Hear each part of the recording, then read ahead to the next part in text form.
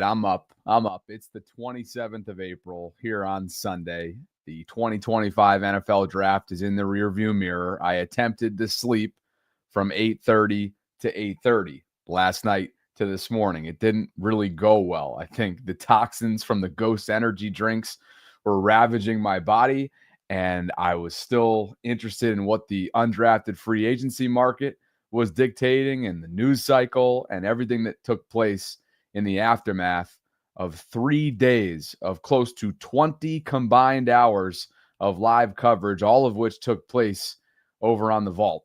So got to give the Bobby Baltimore channel a little bit of love, and that's what I plan to do. Pick-by-pick analysis of all 11 is what I have coming up. Some national reaction to how Eric DeCosta's weekend ultimately wound up, and, of course, a couple little notes that are coming in on the undrafted free agent class that'll either be getting practice squad invitations, perhaps mini camp invitations coming up in June, and everything else in between. So with that, welcome inside the channel. I'm Bobby Trosset. The energy drinks are no longer, so bear with me and help me out with my English if I can't form sentences at some point throughout the course of this live stream, which is brought to you by my friends at Primary Residential Mortgage. And without them, this channel would not be functioning at the rate that it continues to.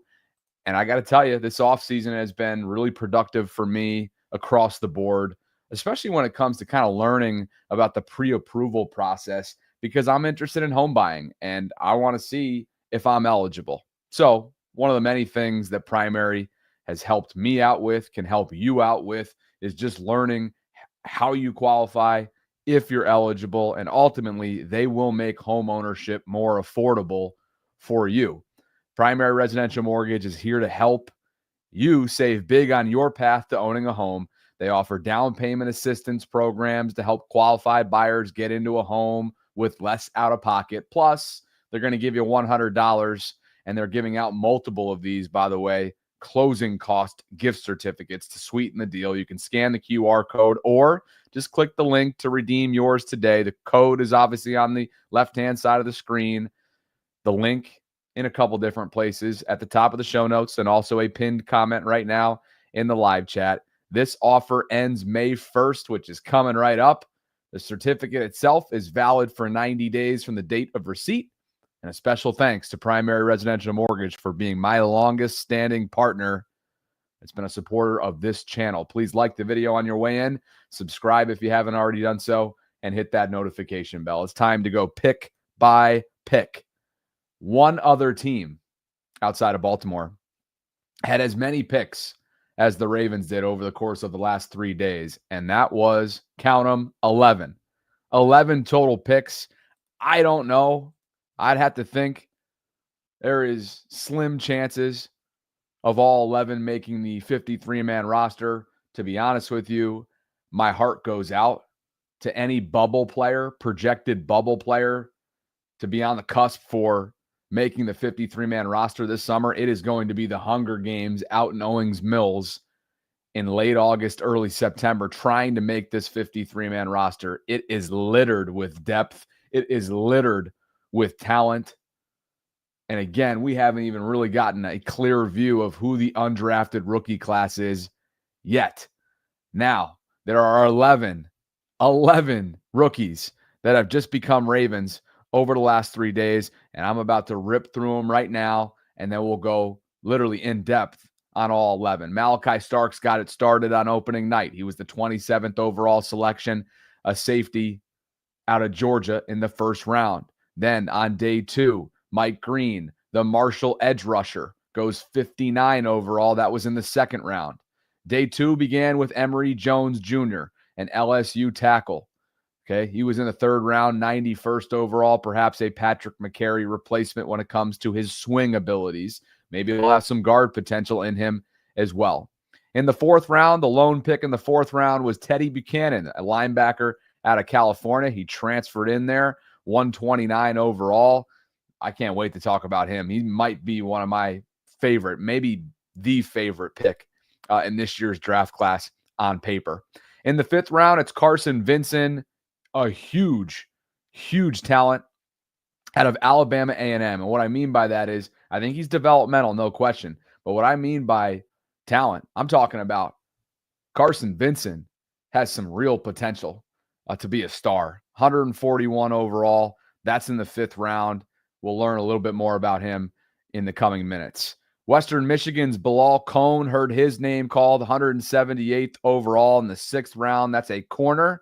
And it was one of, count them, 1, 2, 3, 4, 5 total selections coming in the 6th round alone. Kind of shades of the 4th round back in 2022 that we referenced often throughout yesterday's live coverage.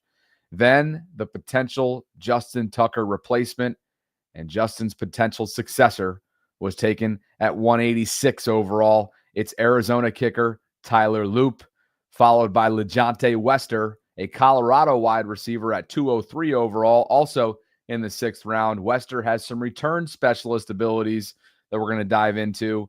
Then also in the 6th round, a Virginia Tech defensive tackle by the name of Aeneas Peebles. That's 210 overall. That was a John Harbaugh hand-picked guy. We'll learn more about that in a little bit. Then also in the 6th, another corner. You can never have enough at that position in Baltimore, as we've learned the hard ways over the years. 212 overall, it's Robert Longerbeam from Rutgers. And rounding out this group of 11 is another offensive lineman, really primarily a guard, in Garrett Dellinger from LSU. That was 243 overall. He heard his name called in the 7th round. So that, at a glance, is quickly, graphics courtesy of Ravens Productions, what the Ravens received yesterday. That had Mike Renner, NFL analyst for CBS, talking very, very lofty about what Eric DeCosta pulled off in recent days. Run through Baltimore until further notice. When you take a look at what the Ravens were capable of doing here and able to do over the weekend, we always seem to sing their praises. Is this the same song once again here? Yeah, this is an A+ draft, one of the few I gave out. And just first round, second round, you could not have gone any better for this Baltimore Ravens team. Malachi Starks is the ultimate perfect safety you could build to put next to Kyle Hamilton and their complementary skill sets. Just versatile coverage players, really can move anywhere up and down that defense. I think he can even play corner for them if he really wanted to. Probably not going to, probably best in safety, but like, that's how versatile this guy is. And then Mike Green at 59, we all know why he fell, and it has nothing to do with what he does on a football field. So he is, he was 10th on my draft board. He was higher than even Malachi Starks. Everyone, I think, agrees that, yeah, this guy's going to be able to rush the passer at the NFL level. With what you've seen from him on tape, with his tools, with his twitch, with his hands, it's like, it's going to work out for him, and he's going to a place that develops edge rushers better than anyone else. And then I'll go down the board to Aeneas Peebles from Virginia Tech, one of the best get-offs in this draft class on the interior. Yeah, he's not a first down, second down type of player, but on third down, he is going to create havoc in that Ravens team. Mike Renner with, again, a lot of high praise for Eric DeCosta, and I will add on to that. I'm not going to give it a grade. I always kind of find that strange from a grading perspective when you throw out a letter based on, the evaluation of players that you've only seen maybe highlights on, a certain level of tape on. You're able to see their draft profiles, right? You have only a certain amount of information, and you have no clue how that information, how those traits, how those intangibles, how those tape pieces will translate, or if they will translate over to the NFL level. But what I know is this is a job well done by Eric DeCosta on paper, who came into this draft with one of the best, if not the most talented roster in all of football. There were no big holes. There were pieces that needed to be filled, and that's exactly what took place in his 7th draft as general manager since taking over for Ozzie Newsome back in 2019. So my bullet points before I get into the pick-by-pick analysis, I'm definitely curious what you guys feel like. If you want to give a letter grade out, I'm not going to judge you. Go hit the live chat with it. I'll definitely be curious to see what your grades are. First of all, an immediate impact starting caliber safety. That is Malachi Starks. Okay. The top edge sack getter across all of FBS in 2024. That's Mike Green. We all know the reason, like you heard there from Mike Renner, why he fell. The Ravens felt okay with him. Homework-wise, they get him. That is somebody that you feel confident in terms of his translation to the NFL level. Swing tackle potential and guard options. Multiple players that have guard abilities, that have guard experience, and perhaps, right, when I say swing tackle potential, that's who I was referring to when I was talking about Emery Jones Jr. in that opening segment. And of course, they are looking for a Patrick McCary replacement who left in free agency to Jacksonville. More on Emery in just a bit. Inside linebacker depth and special teams. To me, this could very well be the floor. What's the ceiling for Teddye Buchanan out of California? And what does it mean for Trenton Simpson, who, of course, is gearing up for his third season in Baltimore after being demoted last year? Justin Tucker Insurance with Big Leg. That's Tyler Loop, the Arizona kicker, who, again, widely regarded as the strongest legged kicker coming out of this year's class. Was he as talked about as much as Borregales and Fitzgerald out of Miami and Florida State, respectively? No, he was not. But Randy Brown handpicked him. He's been in Baltimore for a long time as a consultant, as a special teams assistant, and as one of John Harbaugh's most trusted resources. They give him the benefit of doubt, and Tyler Loop ends up in Baltimore. Outside of that, return specialist favorite, maybe. I'm sure Tylan Wallace will get another crack at it. Not sure if Keaton Mitchell, depending on what his usage and what his role will be at running back, not sure how involved he will be as a return specialist, but that's obviously something that he got a little bit of a look at last year when they were being careful with him getting back from his ACL tear. By the way, cannot recommend enough, if you have some time today and you're kind of just resetting and catching up on the weekend that was, go check out close to 20 hours. Count it. Almost 20 hours of live coverage that we put forth for you over on the Vault this week. On opening night, we had Keaton Mitchell on the program, which was awesome. And he was speaking very optimistically in terms of where he's at right now with his knee. Outside of those bullet points, I have interior defensive line depth with day 2 value taken on day 3. Cannot wait to tell you more about Aeneas Peebles out of Virginia Tech. This dude is a dog, and I can't wait to show you his tweets as well because they were highly entertaining. And, of course, never enough corners in Baltimore. They brought in 2 in this year's rookie class. It's Bilal Cohn out of Western Michigan and Robert Longerbeam out of Rutgers. I don't know if Malachi Starks will play any corner, but something tells me he is savvy enough if they needed him in a pinch to move from safety to corner. He does have that kind of versatility. So Mike Renner, you heard what he had to say. He's referring to it as an A-plus draft on his board, one of the few that he gave out. He touts the first round. He touts the second round. You could not have gone any better for this Baltimore Ravens team. PFF and their official Twitter account also agreed. Tennessee, Seattle, Philly, New England, Vegas, Kansas City, and Baltimore, a few of their A draft grades after several days where Eric DeCosta and company were in their bag. It began on Thursday night. And of course, we started our coverage at 7. The draft itself came on at 8 o'clock. And not long after 11 o'clock Eastern, with the 27th overall selection, the Ravens picked Malachi Starks, a safety out of Georgia, somebody that they were very high on. And crazy enough, Malachi was mocked to Baltimore countless times by pundits throughout the pre-draft process, which led me to say something foolish. I didn't know it at the time, but in the days that led up to it, I said, Sarah, if there's one thing I feel confident about when it comes to the Ravens draft, I don't think they're going to pick Malachi Starks, mostly because I thought he was going to be off the board by 27. And guess what? I was wrong. 6 career picks for Malachi, 23 PBUs, 197 career tackles. He's 6'1", 197. He is not going to overwhelm you athleticism-wise, but he is a savvy player. He's somebody that has a championship pedigree kind of background, having won multiple titles with Kirby Smart in Georgia. Lance Zierlein had a few notes on him as well, referred to him as a 3-year starter with reams of high-leverage games on his resume. He's versatile with the size and athleticism to eliminate contested catches and the speed and ball skills to shine when the action travels deep. I think he pairs well and nicely with Kyle Hamilton in that secondary. Unlocks, who we all know is the Swiss Army knife, number 14. Just an incredible safety who I'm sure is going to reset the market here at some point with a record-setting extension. It will have been deserving and deserved whenever that time comes. But I think Malachi is going to bring a certain level of calm to Zach Orr's secondary. He's going to be working closely, I'm sure, with the great Chuck Pagano, who was brought in this offseason.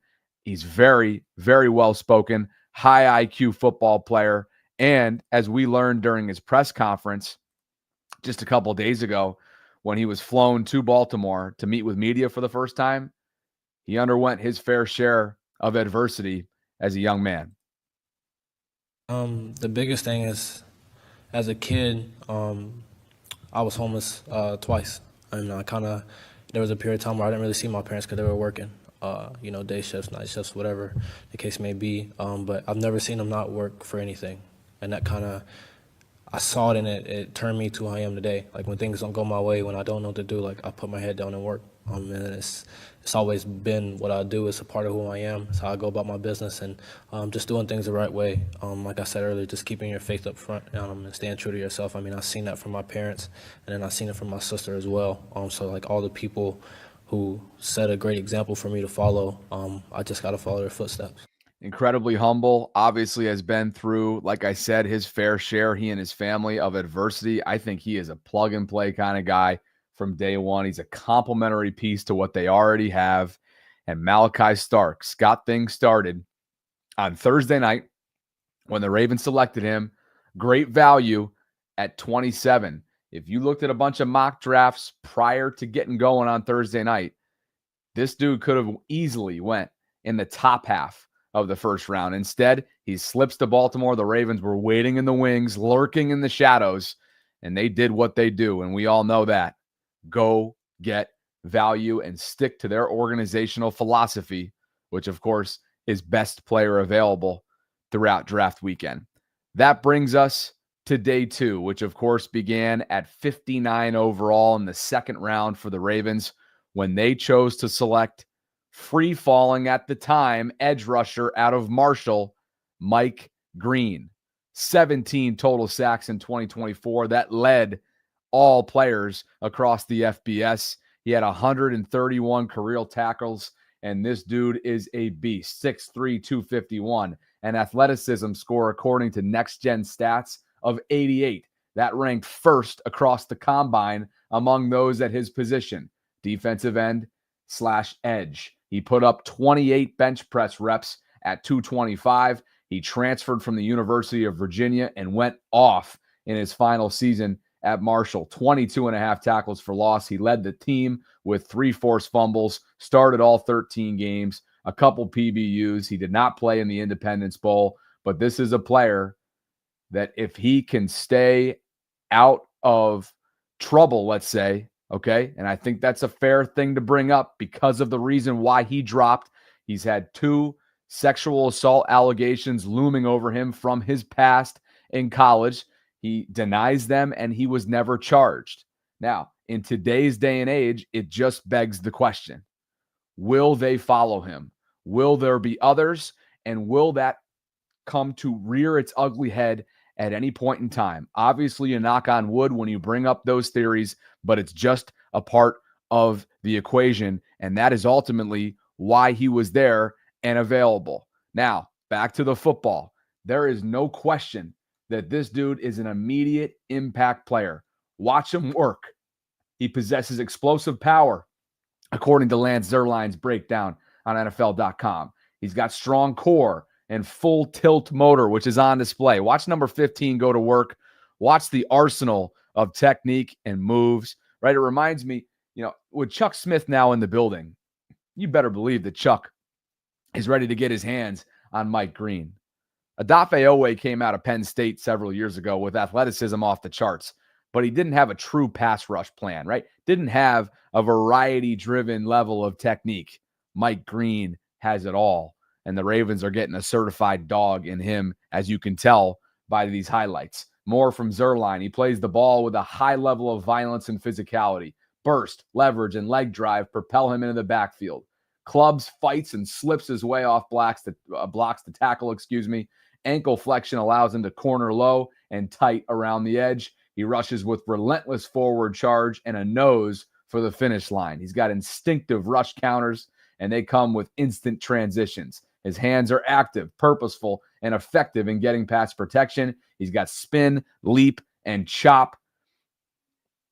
Spin, leap, and chop, swim, and speed to power moves in his bag, referring to some of his technique there. And there you have it. Mike Green, a little dose of some of his highlights from his time at Marshall. Again, an 88 overall athleticism score. That ranked first among edge rushers, first among defensive ends. He's 6'3", 251 with 32-inch arms and 8.5-inch hands.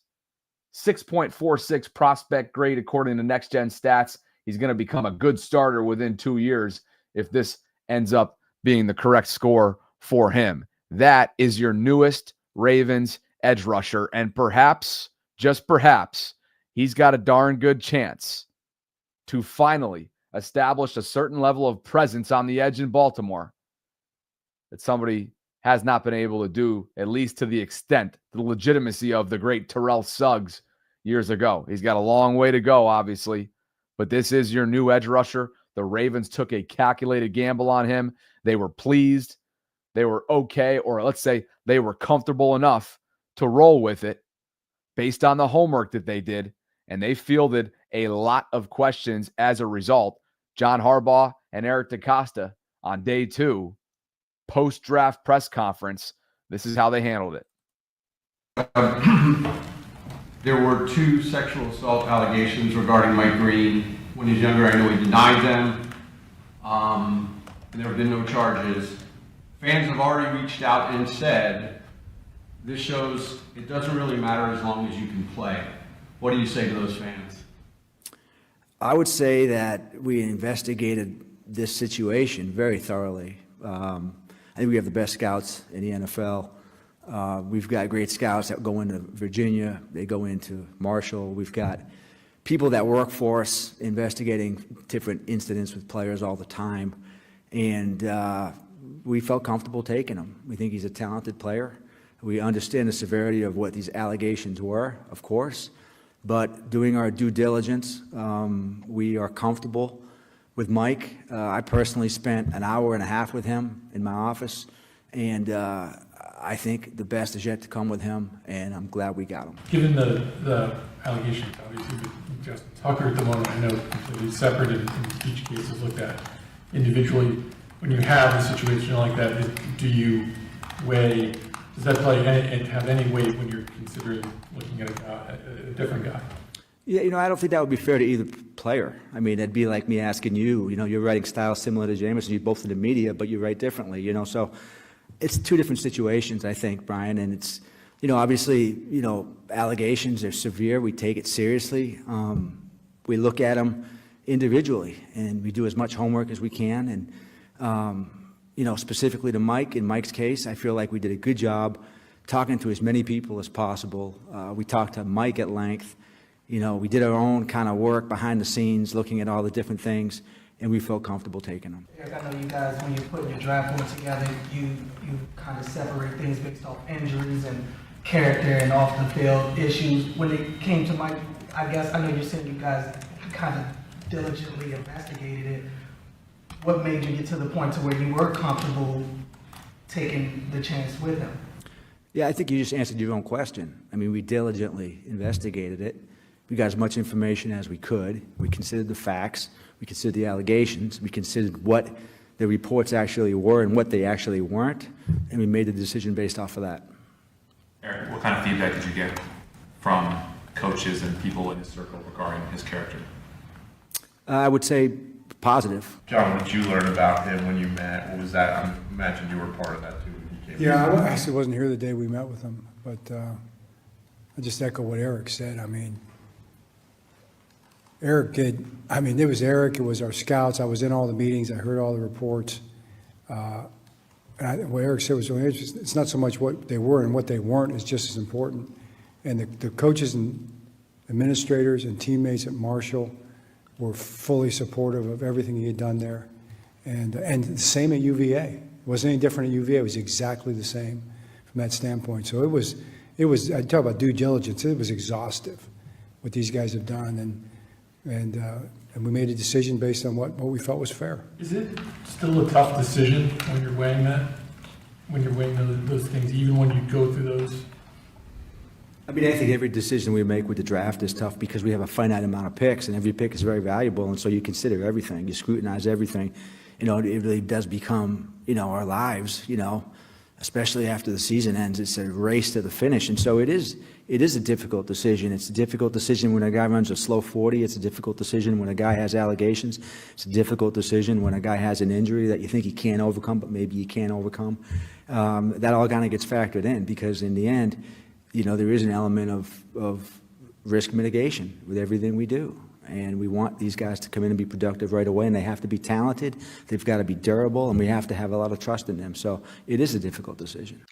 Fair questions. I thought fair answers, honestly, across the board there when it came to the Mike Green discussion and the sexual assault accusations that were pre-existing prior to this draft, and obviously will continue to follow him in a certain sense, while at the same time, he's never been charged, and he denies those allegations. So moving forward, the Ravens got themselves a dog, and we will see if that calculated gamble pays off in the coming months with Mike Green.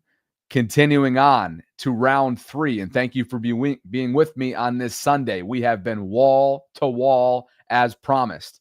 20 hours after probably the end of this live stream, I will have done 20 combined live coverage hours since things got started on Thursday night. It has been a grind of all grinds, but you guys continue to show up, and it means the world. So thank you. Like the video, subscribe if you haven't already done so, and hit that notification bell as we start to learn about Emery Jones Jr., the LSU tackle, okay? 91st overall, 3rd round. He's 6'5", 315, 34 1/4 inch arms, 10 3/4 inch hands.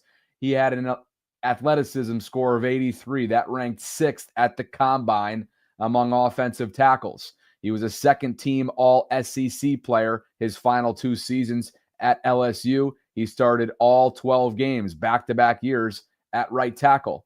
He played in all 14 games with 12 starts at right tackle his rookie year, which was going back to 2022. So this is an experienced player. This is somebody that is, well-versed, obviously understands SEC football, understands big-time play, and understands what it means to protect his quarterback. He just allowed 1 sack over 864 snaps. He's a Southern boy, and listen to him on local news down south. This was awesome. I found this just randomly surfing through X, getting ready for today's live stream. I think you guys will appreciate it.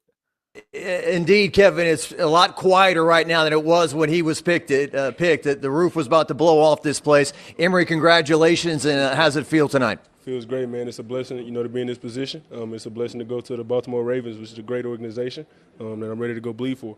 So you talked to the head coach, John Harbaugh, and the staff. You talked to everyone tonight on the phone, huh? Yes, sir. Everybody excited, to have me up in Baltimore. So, I'm excited to get there and get to work. Your mother's here, and she's very important. I want to talk to her. Tanika, you raised this boy and this young man, this giant here. What does tonight mean to you? Oh, it's very emotional. Very proud. Very proud. And who's surrounding us today? His sisters, Emmy and Precious, Courtney and Donisha. We have some video of that moment earlier tonight, so we kind of got lulled to sleep. We were waiting for a bit, and then bang, here it came, right? And everyone just came to life. Yes, sir. God's timing. We big believers in God here. You know what I'm saying? And it was on his timing. It happened perfect timing, honestly. So just happy to, get going, know where I'll be at, the next few years, and, ready to get to work. What do you want the Baltimore Ravens to know about Emery Jones? They're getting a guy who's going to come in and help lead, a guy who's going to come in and help the organization win. And I feel like that's one of the biggest things in this league on this level is winning. And I feel like I'm a guy who's going to come in and help that. So. And I'm sure you thought about your father today. I know he's looking down on you, very proud. Yes, sir. I prayed to him before, it all started. I told him, God's in control. I hope he's watching over me, keep me protected. So, he did just that. We got the call tonight, and, everybody pretty happy here. All right, well, congratulations to all of you. Big 50 burgers in Baltimore on the way. Big 50 right here. Emery Jones on his way to the Ravens. Back to you.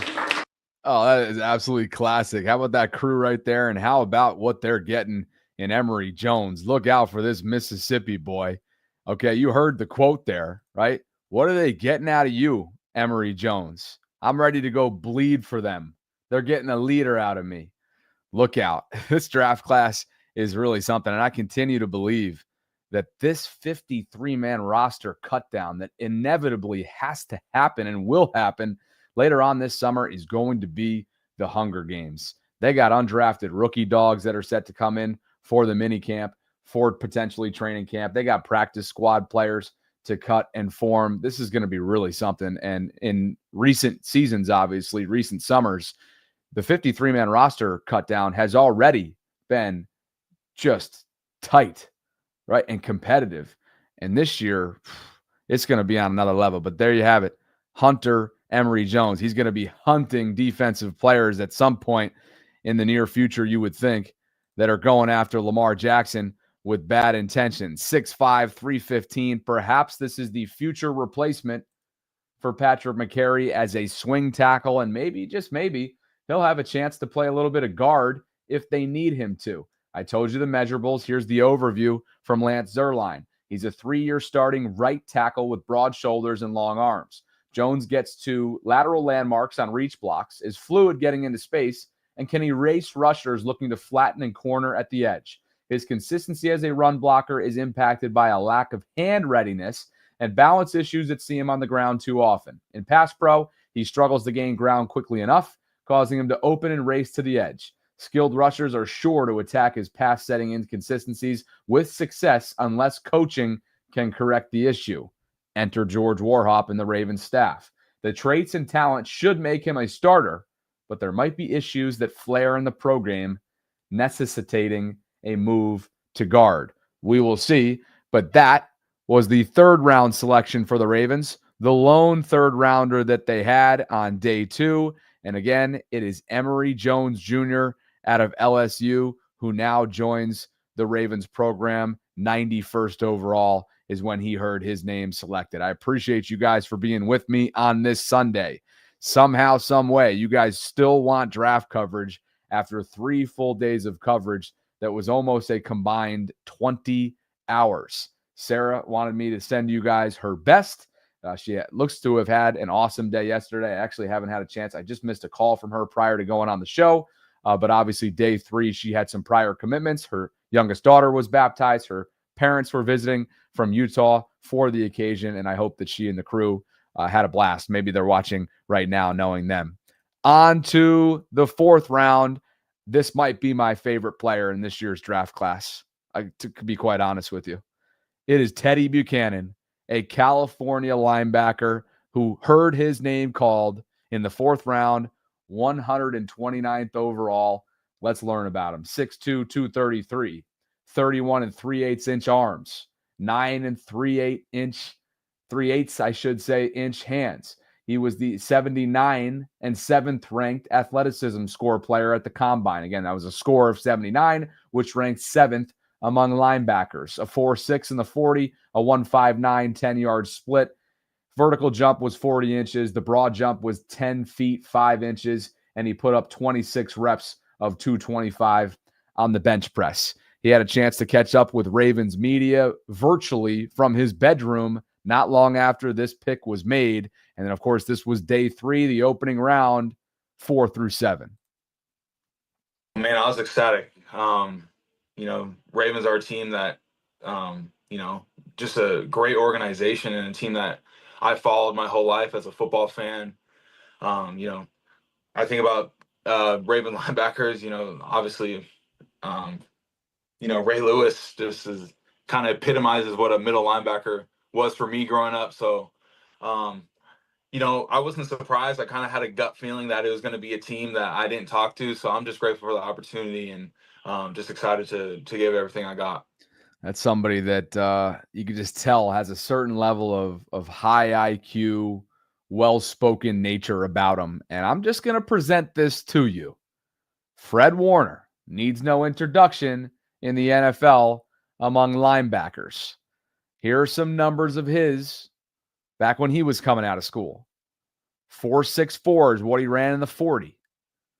His vertical jump was 38.5 inches. Broad jump was 119. And he put up 21 bench press reps. Teddye Buchanan, a 4.6 he ran in the 40 at the combine.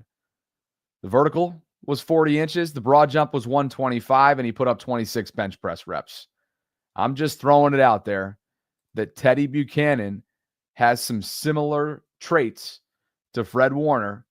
And while right now it is Trenton Simpson's job to lose playing alongside Roquan Smith as the weak side early down linebacker in Baltimore, this player, I'm old enough to remember, he was demoted for a reason last year, which put the Ravens in a little bit of a bind and really a rotational bind. That meant that they would call on Chris Board for passing downs and typically Malik Harrison for rundowns.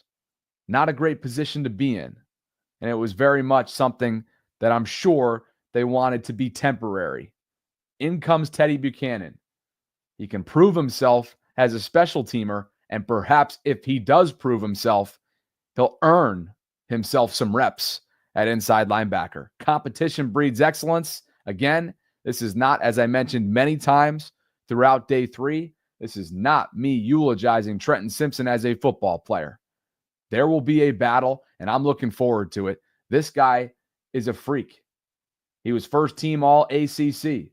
He led the team with 114 tackles at Cal, 12 tackles for loss. He tied for the team lead with 2 forced fumbles, started all 13 games, had 5 sacks, by the way, and 4 PBUs.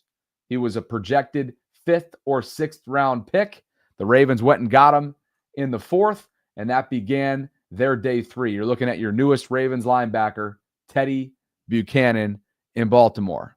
Next up, in the 5th round, Carson Vinson. Build that wall. That's what the Ravens were doing throughout the weekend. At 141 overall, the offensive tackle out of Alabama A&M heard his name called. He is 6'7", 314. Look out. Small school, big man. 48 starts at left tackle. He was a Senior Bowl standout in Mobile, and he had a chance to catch up with Ravens media virtually yesterday as well. He was ecstatic.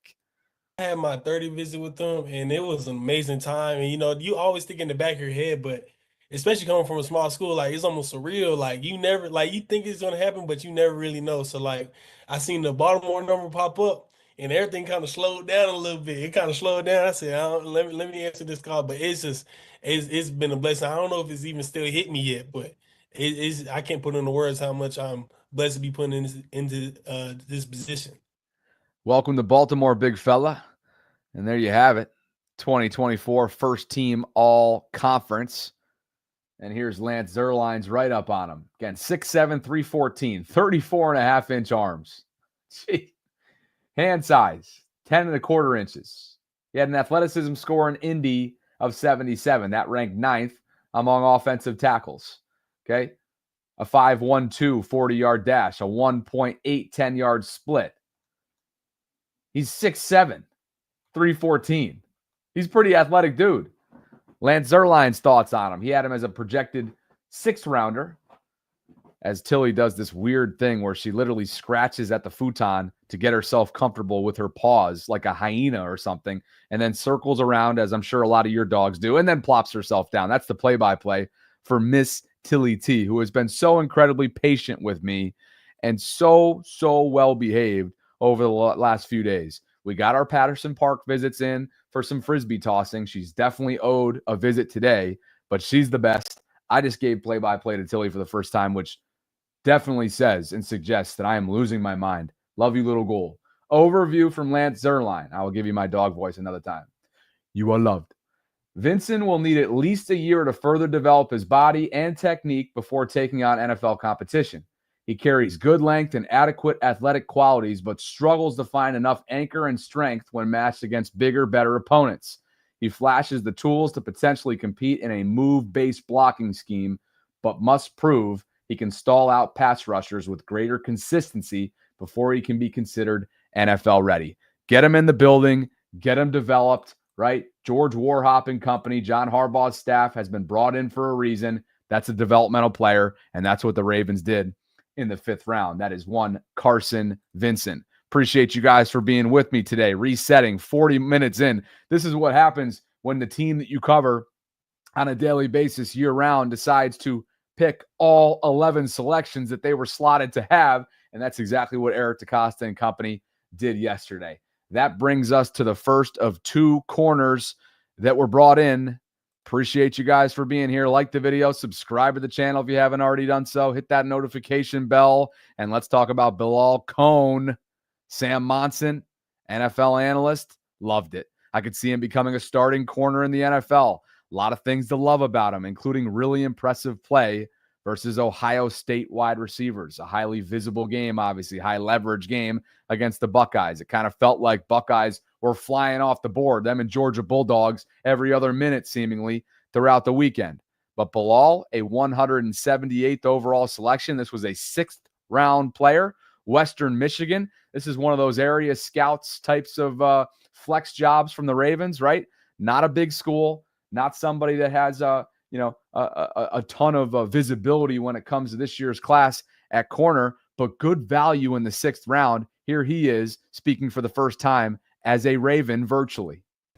Well, I've always been a fan. Their defense has always been just a great defense to watch. They got dogs. You got Kyle Hamilton, and then you just got Malachi Starks, which is someone who I've had a relationship with throughout the last couple of months. We've been working out at the same spot over in Tampa. So we've been competing against each other, making each other better, joking around. So we got close throughout there. So, being able to come here with him and getting right back to it is really, really great, really great. Help me give a warm welcome to my guy and former Super Bowl champion who joined me on opening night, who's chilling in the live chat. That is Femi Ayambadejo, the great Fem. It was great to get your perspective on Thursday night, my brother. Hope you enjoyed the day 2 and day 3 of the draft. We got a lot to cover at some point. Would love your perspective on how the Ravens fared. But this is Bilal Cohn. Again, the first of 2 corners to have been selected, 6'1", 190. Okay, but to get this kind of value, somebody who ran a 4.43 in the 40 in Indy back in February, a 1.54 10-yard split, to get that kind of value, that kind of athleticism in the 6th round when he was projected to be an early day 3 player. Lance Zierlein had him as a round 4 projection. It's just solid value, and it's the corner depth that you so desperately need when you look at the track record throughout Baltimore's time, right? This is a position that is constantly plucked, is constantly ravaged with injuries. And so I just think this is smart. It's smart. And here's the overview from Lance Zierlein. Tall corner with average transition quickness and coverage, but first-rate ball skills. Not exactly, unfortunately, what Brandon Stevens showcased last year when it came to ball skills. Cohn's smothering brand of man coverage could bring ball production, but also penalty flags. He's field aware and instinctive, but slight stalls at the transition allow for catch windows to develop. Even when beaten, he has an innate feel for taking playmaking angles on the route, which give him a chance to disrupt the catch. His run support needs work, but he's best suited as a zone corner. The Ravens are in great shape right now, and I feel like have a nice blend with what they have right now when it comes to corners. The other corner, which you're about to hear from Eric DeCosta right now, is Robert Longerbeam, who was also a day 3 selection out of Rutgers. Eric DeCosta at his post-round, I guess it was post-day 3 press conference after the draft, talked about both players, Longerbeam and also Cohn. Longerbeam, I think, another corner. As I was looking at it, the last couple of weeks for me, the 2 guys that were most intriguing corner-wise were with BK and Longerbeam. And, I think we were kind of going back and forth because they were so close and both so talented in different ways. And I think our goal was to get one of those 2 guys. And as we got to the end of the draft, Longerbeam was still there. It was like a no-brainer for us to take him. He's just a really, really quick-footed, good corner who can play off coverage. He supports the run. He plays bigger than his size, and he's got tremendous speed. One thing we know here in Baltimore is you can never have enough corners. We think now we have a really, really good mix of veteran corners and also younger developmental guys who can help us get better. Ozzie Newsome used to say it. Eric DeCosta is saying it. We all say it. You can never have enough corners. Bilal Cohn and Robert Longerbeam, 2 smaller school guys, not that Rutgers or Western Michigan are particularly small, but when it comes to conference, when it comes to the college football sphere, these are 2 no-name guys in a lot of ways, at least to the general public, that are going to try and go make themselves into a name in Baltimore, and they'll have a chance to do so. It's a crowded corner room. with a blend, right? You've got veteran blends, you've got young talent blends, and a little bit of everything in between. I kind of like where they sit right now. That was definitely a need going into the weekend when it comes to depth, and they made sure to address it. That now brings us to arguably the most compelling part of the entire weekend, solely based on the uncertainty that still exists when it comes to Justin Tucker's future in Baltimore. We know that what he's dealt with legally right now is still under investigation. And when I should say what he's dealt legally with throughout the course of this offseason is still under investigation, and the NFL has not released its findings when it comes to said investigation. So the Ravens were forced, really had no other option. They had to move forward and potentially find Justin's successor in this year's draft, and that's what they may very well have done in the 6th round at 186 overall when Tyler Loop, the Arizona kicker, heard his name called. Eric and John talked about it last night also at this same exact press conference. The kicker, we told you guys that we would consider drafting a kicker if the right one was there, and this was a guy that, for the last, 3 weeks, Randy Brown, our kicking coach, has been out canvassing the country, looking at kickers and evaluating guys. And I got to be honest, it was kind of nice having him out of the office for an extended period of time. Just a joke. But I think Randy does a phenomenal job evaluating these kickers. And he came back and he said, really, hey, Eric, there's one guy that I really covet, and it's Loop. And so, I think for us, we've kind of felt like we had to draft him. And it was just a matter of getting the right spot and kind of working the picks and kind of come up with the right combination. And we think he's got a really strong leg and he's got a lot of potential. Selection of a kicker, is the expectation that he would come in and compete with Justin? Is the expectation that he would come in and be the kicker? Is it too early to say? What's your thinking on that?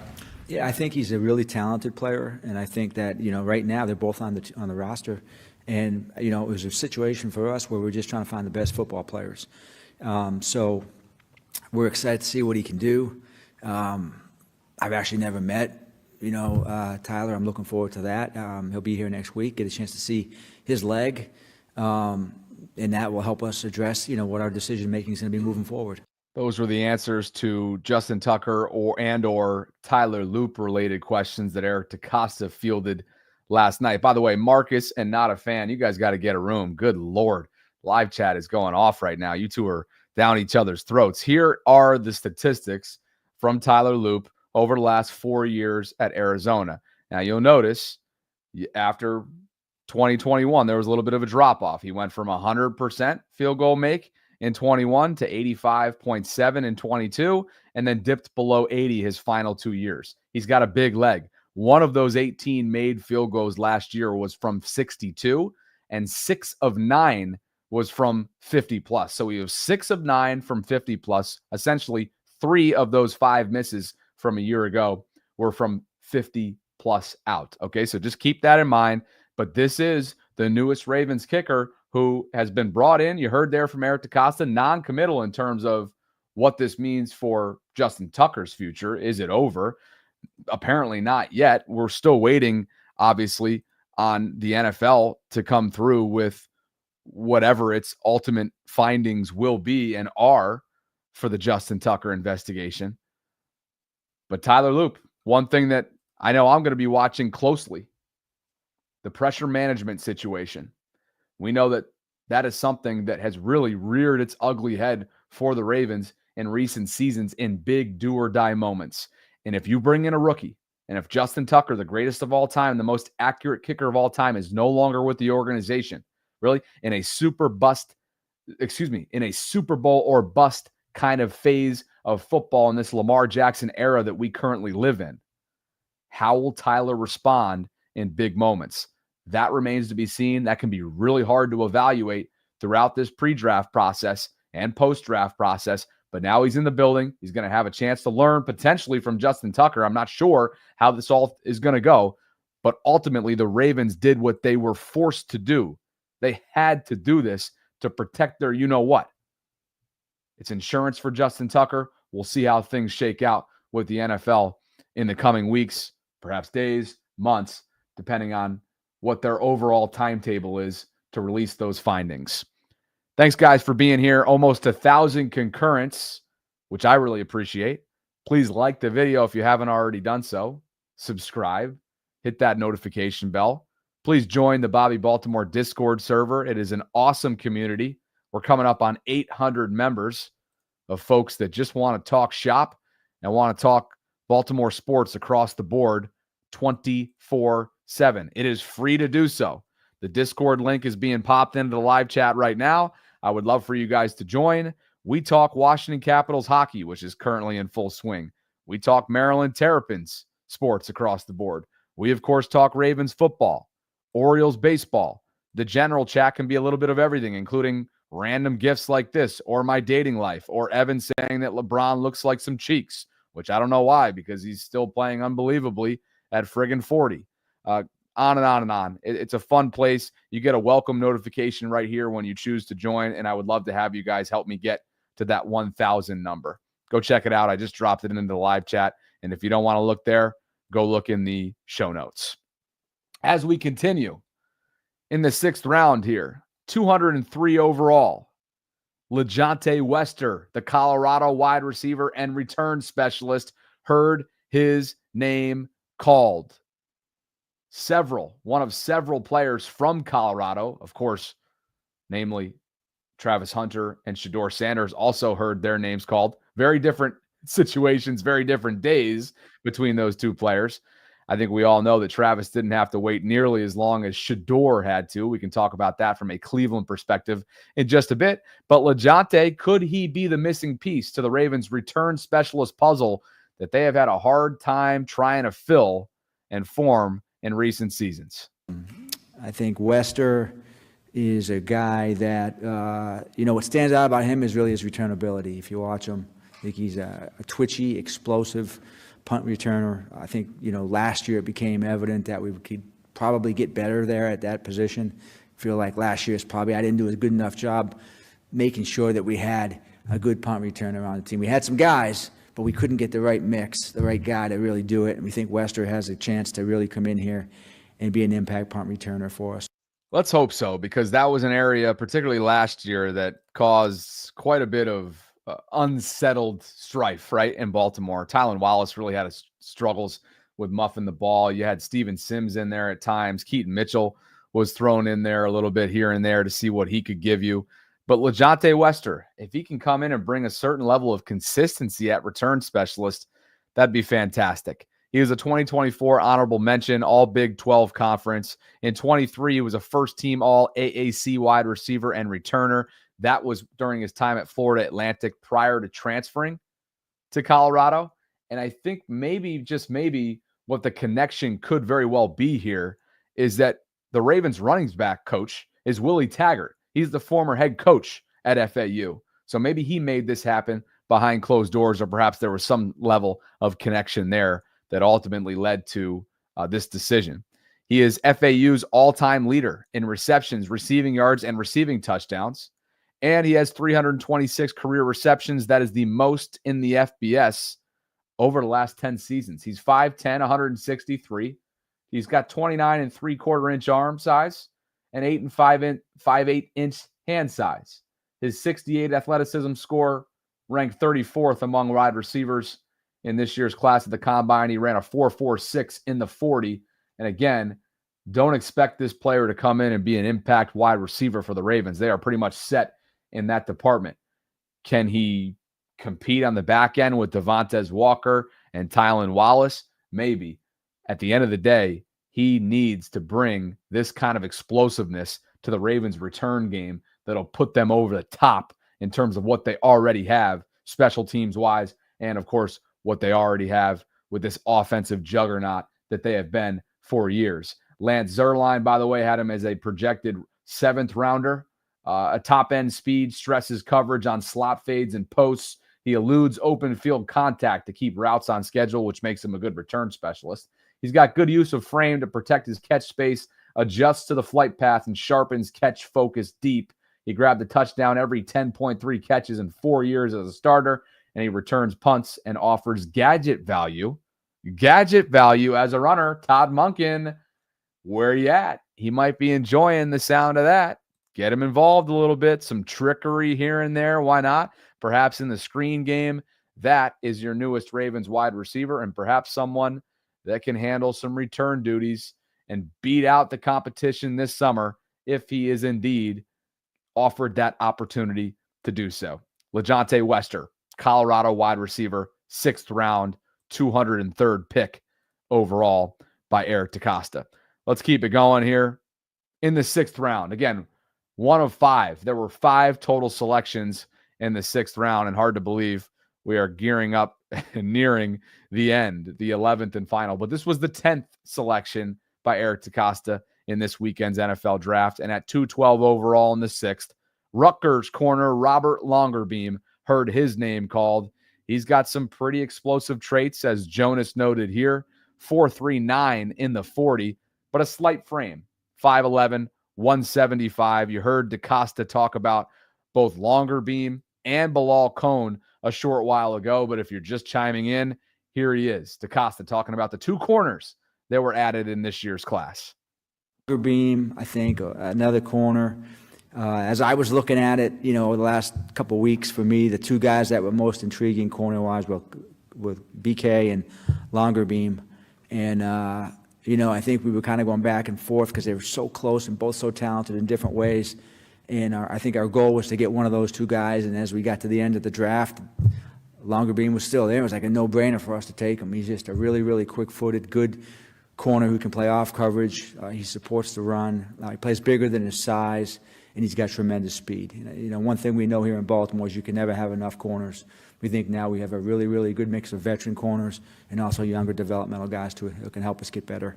And by the way, I just totally screwed up the order, and I slighted, which was totally an indirect slight, Aeneas Peebles, who was actually selected prior to Robert Longerbeam in the 6th round. I mean, there was 2 picks between the 2, but Aeneas Peebles was the Virginia Tech defensive tackle that heard his name called, 210 overall in the 6th round. Robert Longerbeam was 212, 2 picks later at corner out of Rutgers. So we'll get to him now. Sorry about that, Aeneas. And he might actually be one of my most favorite players, along with Teddye Buchanan. But again, a couple guys that ended up on the all-combine defensive team back in Indianapolis are now Ravens. 2 of them, Robert Longerbeam and Malachi Starks. So we'll see.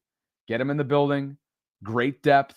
You've got veterans that are in this room. You've got rookies that are in this room, and some guys that you really are high on in that Ravens secondary. So there you have it, Robert Longerbeam. And again, not to totally screw up the order, but 2 picks prior to Longerbeam hearing his name called was Aeneas Peebles, the Virginia Tech defensive tackle, 210 overall.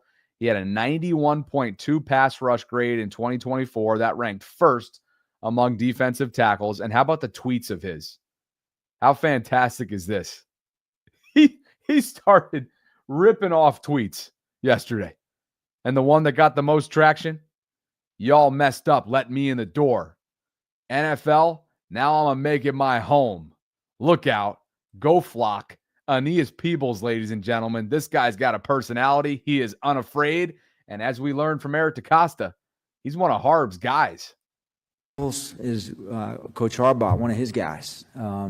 He loved his tape. We loved his explosion. He's a little undersized, but he's a twitchy, disruptive player who can rush the passer. He plays hard. I think he's got a really, really good skill set for us as a 3rd down sub rusher who runs to the football and can make some plays that way. Look out for this dude. I get the sense that, just like he said, you get him in the building, get him in the door, and who knows what's going to happen. He is undersized, which probably is related to that chip that he has on his shoulder. Just 6 feet tall, 6.5 actually. 282, 31 3/8 inch arm, a 9.58 inch hand size, an athleticism score of 69. That ranked 21st among defensive tackles in this year's class at the combine. He ran a 4.9 4.40, a 1.74 second 10-yard split. The vertical jump was 32.5 inches. The broad jump, 9 feet, 1 inch. And a 20-yard shuttle of 4.7 seconds. 2024, he was a 3rd-team Associated Press All-American at Virginia Tech First team all ACC, started all 12 games for the Hokies, 31 tackles, 6.5 tackles for loss with 3 sacks and 3 PBUs. He transferred from Duke. He was a projected 5th or 6th round guy, ends up going in the 6th. And Lance Zierlein's NFL comp is Darius Philon. And here's what he had to say about him. Even front defensive tackle who lacks measurables but makes up for it with an off-the-charts work rate. Peebles plays like a boxer who constantly comes forward and keeps the pressure on his opponent. He doesn't have the length to stack and secure gaps as a read and react defender, but he can play in the gaps and up the field. He'll fight hard, but he has no real chance against NFL double teams. However, he consistently battles his way off single blocks and toward the ball. He has an eclectic rush package fueled by motor, power, and elusiveness that could translate. He has a decent chance of outplaying his draft slotting if teams get too hung up on his measurables and fail to trust their eyes. A lot of people are high on him. Aeneas Peebles, does he have the chance to back up Travis Jones? I don't know. He is undersized, but the guy has the heart of a lion, seemingly, and I can't wait to see how he develops in Baltimore's system. That now brings us to the 11th and final selection for the Baltimore Ravens in this year's draft. It happened late yesterday, 243 overall, and quite honestly, between 212 and 243, there was a big gap, and I had already been live solo for over 5 hours, and I caved. I got to give an apology. I have to issue an apology to Garrett Dellinger for signing off yesterday's live stream to eat, to replenish, to walk Tilly, to try and get myself right. I had nothing left in the tank. I emptied everything I had. So Garrett, apologies. Hopefully we can get him on the show. But in the 7th round, 243 overall, an offensive lineman, a guard out of LSU, heard his name called. He was a 4-year starter. He primarily played left guard. He missed the final 6 games of last season with an ankle injury. He was the 3rd offensive lineman drafted by the Ravens. Of course, Emery Jones and Carson Vinson were the others. And he's got a little bit of local ties as well, as Sam Cohn noted here. He was born in Maryland. His family then moved to Michigan. And his mother was the 1992 Gatorade Basketball Player of the Year in Maryland. I believe it was at Mercy. So that's pretty cool. His mother, Stephanie, was a hooper. Her son, Garrett, ended up becoming a baller in football for the LSU Tigers. And Eric DeCosta and John Harbaugh were asked about him last night. Final guy is Garrett Dellinger, another offensive lineman from LSU. We watched him this year at the Senior Bowl. He's a talented athlete, a big, wide-body guy, a true guard. He's physical, he's tough. I think he's a smart player. Incidentally, born in the state of Maryland, so that was kind of cool. A guy that we're excited about. We think he has traits, and we like the way he plays. All right, so much like they did a couple of years ago with Andrew Voorhees, and it's funny, I have the replay of night 1 on NFL Network right now as we speak, and the Ravens draft board just popped up on the screen. DeCosta, Orr, Harbaugh, Ozzie, Bisciotti, Chad Steele, everybody's in here right now as the Malachi Starks pick was selected. So nice little rerun right now if you just want to kind of spruce yourself back up or refresh yourself on what night 1 looked like. But yeah, Malachi Starks, that's some good stuff right there. And I don't even know if I was watching that live because of all the multitasking that was taking place, being that we had Jimmy Smith and Keaton Mitchell on the program simultaneously as that pick came down. So anyway, Garrett Dellinger rounds out the 11 total draft picks that now make their way to Baltimore to try and compete for a 53-man roster spot. That brings us to undrafted rookies like Middlebury College's Thomas Perry. As Ian notes here, he is headed to Baltimore as an invitation for a rookie minicamp tryout. The dream, Ian says, is still alive for Perry, who is trained by noted offensive line guru Big Duke 50. So, by the way, that's Duke Manyweather, offensive line scouting and development based out of Frisco, Texas. Very well known within the offensive line community, within the scouting community. So instead of ripping through a bunch of names that are getting either invitations to minicamp, tryout invitations, practice squad potential opportunities, right? we'll be on the lookout for that official list when the team itself announces it. And in the meantime, we'll just keep our head on a swivel for now. Femi says he's looking forward to the post-draft analysis, as am I. I think a lot of people have high remarks for what Eric DeCosta and the Ravens were able to pull off this weekend, including Mike Renner from CBS, who gave them a bona fide A+ in a segment that I played for you earlier on in this live stream. Well, rather randomly, midway through, I think it was opening night or maybe day 2. I can't remember when it actually happened. But the schedule release now has a date to it. So the schedule release had its own announcement, and it's May 14th. And you want to know why this is probably my most favorite date the entire year across the NFL calendar? It's because you book flights on May 14th. And I'm selfishly hoping that the Ravens have an international game because I love travel. I love following this team when they go overseas. May 14th is a Wednesday. Sarah and I will have our annual, you already know it, our annual schedule release live stream party for you. We'll have guests. We'll have a number of things going on that night. And I, for one, look forward to the opportunity to book guests, to build the content out. Here comes Malachi flying out of the green room. He picks up Roger Goodell off his feet, bear hugging him. This is awesome right here. I've already watched this, but it just hits different watching it again. Malachi is such a good dude. Look at how long this embrace went for. Roger seems like he absolutely adores Malachi Starks, and how could you not? He just seems like a tremendous human being, and I love giving you guys the play-by-play of an emotional hug here. This is awesome. Malachi and Roger, the newest Raven. Malachi Starks will wear number 24 in Baltimore if you haven't figured that out just yet. So that now brings us to the AFC North in closing and what the teams around Baltimore did. And my, oh my, did Cleveland steal the show yesterday. Shedeur Sanders ends up as a Cleveland Brown after all in the 5th round. They also selected another quarterback in Dylan Gabriel out of Oregon. So you've got 2 quarterbacks, 2 rookie quarterbacks, that is, that will join Joe Flacco and Kenny Pickett in Cleveland's quarterback room. Not to mention, of course, what's the umbrella over it all is Deshaun Watson's injury, Deshaun Watson's future. Jimmy Haslam basically came out and called him a mistake, their decision to pay him $230 million guaranteed several years ago. Haven't gotten a whole lot of ROI on that investment, Mr. Haslam, haven't you?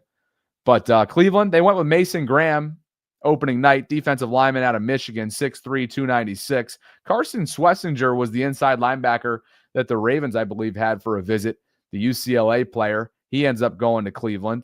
And the rest of the list, make of it what you will. To me, if I'm Hard Knocks, I'm getting on the phone right now, if I haven't already, with the powers that be in Cleveland to ensure that I can get cameras in here all season long, because that quarterback room with the grizzled vet that is Joe Flacco, with the journeyman, Super Bowl champion from a year ago, quarterback that Kenny Pickett has become with a lot of starts under his belt. I'm sure he still feels like he has more left to give. And now 2 rookies, one of whom is Shedeur Sanders with the sideshow that absolutely comes given that he is a Sanders. Yeah, it's going to be something else coming up for the Cleveland Browns in the AFC North. As far as Cincinnati is concerned, God, the list and the length of the list certainly pales in comparison to Baltimore, right? Just 6 total selections for Cincy. The Ravens nearly doubled them up with 11. Shamar Stewart, widely regarded as the biggest project in this year's draft. The edge rusher out of Texas A&M that had just a combined 4.5 sacks over 3 years in college, goes 17 overall to the Bengals. 6'5", 267. He's a project. Let's see what they can do for him. Elsewhere, they really focused on defense, a couple different linebackers, and obviously the protection as much as they possibly can of Joe Burrow, with some interior offensive linemen taken at 81 overall out of Georgia, Dylan Fairchild, and of course Jalen Rivers out of the Miami U. So that is the Bengals. I've heard a lot of people feel very, very lukewarm, underwhelming about the Bengals' grades in terms of the way they're evaluating how they ended up performing in this year's draft. We know that if things continue and history repeats itself the way that it did last year defensively for them, Joe Burrow and Jamar and T are going to have to put up 30-plus points a game if they want to compete, because that defense was disastrous for them last year. Just disastrous. Pittsburgh, maybe, just maybe, they're up in that B-plus, A-minus category because they got, on paper, better defensively. They bring in Derek Harmon, one of the stories of the draft for all the wrong reasons. Oh, talk about bittersweet.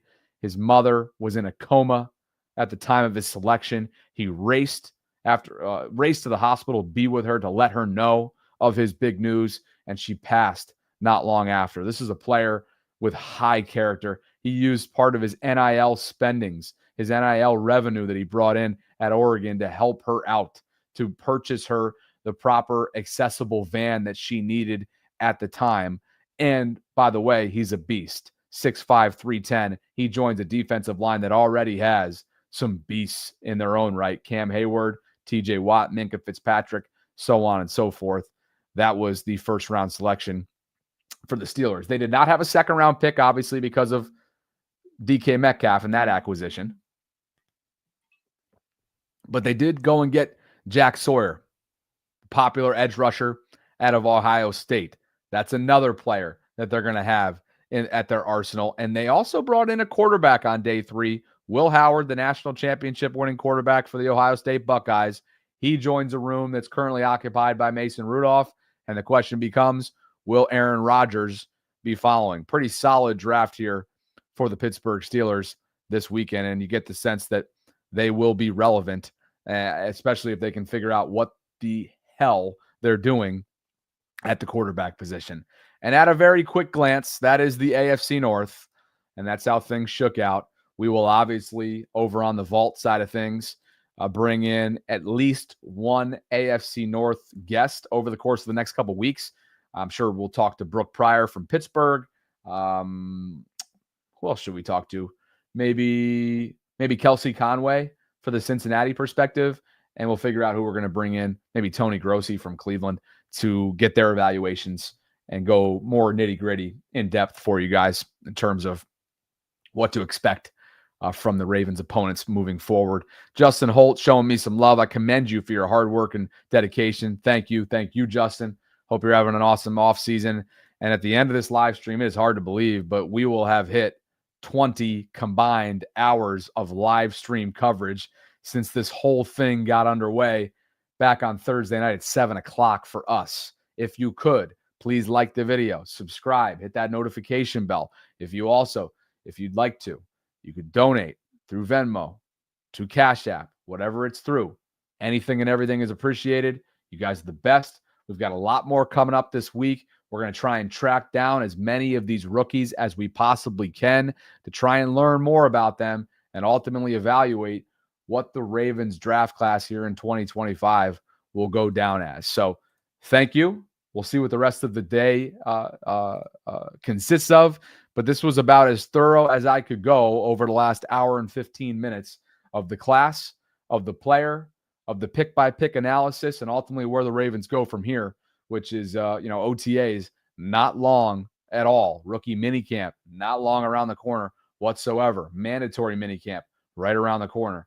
Springtime, right around the corner. And a cigar and bourbon right around the corner for me. It has been a grind the last several days. Very difficult, but I am going to go and enjoy myself the rest of the day. I hope you guys do the same. Enjoy. Please like the video, subscribe, hit that notification bell. You guys are fantastic people to work for. Sarah and I really, truly appreciate it.